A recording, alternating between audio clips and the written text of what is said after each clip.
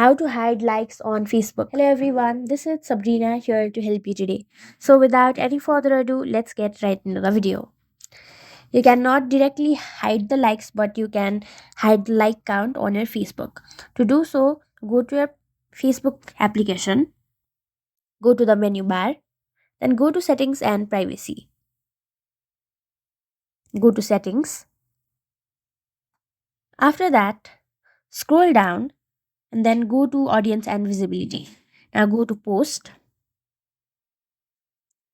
After that, here you will only be able to see your comment summaries. Go back again and then you will have to find reaction preferences in the preference section.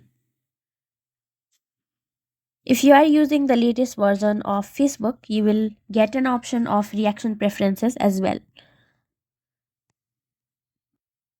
I switched to the latest version of Facebook. Now you can see there is reaction preference as well.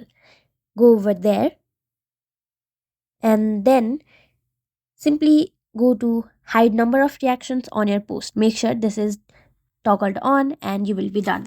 So that's it. Thank you for watching this video. Make sure to like, share and subscribe to our YouTube channel. If you got any questions, comment them down and I'll catch you in the next one.